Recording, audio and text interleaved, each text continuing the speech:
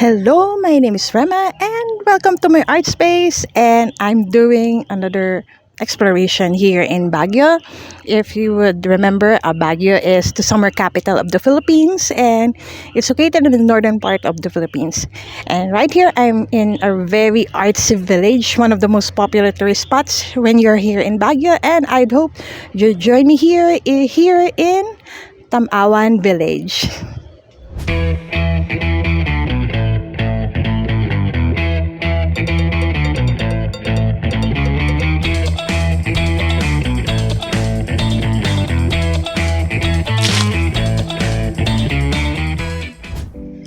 Welcome to Tamawan Village, one of Baguio's popular art and culture hubs. I first came to this place about 14 or 15 years ago, and I saw there are a lot of changes in this place.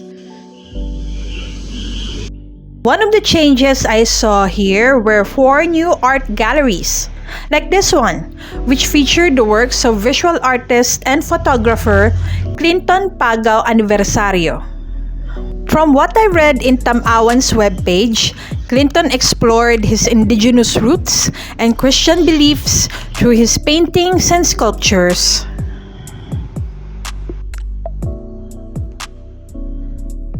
This very theme resonates in the works of most artists living in the Benguet province and other parts of the northern Philippines.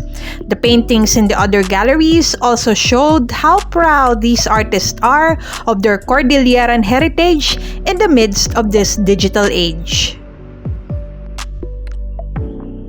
Even the cafe was an art gallery, as all of the walls were covered with Cordilleran paintings. The Bugnay Gallery had the most traditional look as it was housed in an Igorot-style nipa hut. Visitors need to remove their shoes before going in. All corners of the hut, just like the other galleries, were adorned with more Igorot-themed paintings, including that one depicting Buskalan tattoo artist Wang Od, who's a living legend in the Philippines. This village is not only an art hub, but it's also a place for adventure seekers. Tamawan is an art space and a nature haven at the same time. I was not ready for a hike, but my gutsy side got ahead of me. So with my laptop, I explored the hiking trails, which led me to the first view deck. So you think this trail ends here? No, because there's a second view deck ahead. Okay, I know I was here to explore, but at this time, I didn't know what I was really doing. And mind you, the trail just went higher and higher and higher and even higher. I got to this point after 5 minutes or so, but I was not sure if this was the second view deck. I must admit the hike would have been more worth it if I saw a clearer view of the top of the Tamawan village. I had to end this hike and hurry back because it's already 6 o'clock in the evening, and I don't want this video to become the next Blair Witch movie. 2,000 years. Actually, honestly, I was like surprised when I came back because as far as I remember, it's like 14 or 15 years ago, when I was with my mom, this place used to be less crowded than I remembered, if I remember it right. And there are many changes here.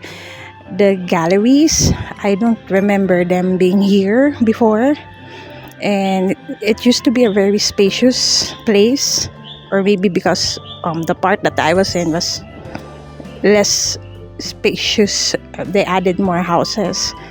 No, I think there were more houses before, and there was more clearing. There were already a lot of trees, but there was more clearing. I don't know, a lot has changed after more than 10 years that I've visited, and I'm honestly a bit frustrated because I felt like I have to go through this whole place in a span in a span of like 1 hour because it's almost 6 o'clock, 6 p.m. and there's less sunlight. So yeah. Anyway, I enjoyed this. I liked it. And before I come home, I knew I had to come back here. So if you also like this, please do click the like button. And if you're here in my channel for the first time, please subscribe.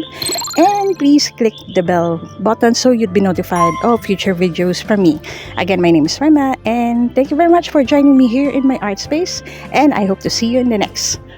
Bye! Mga Bex, di ako ready.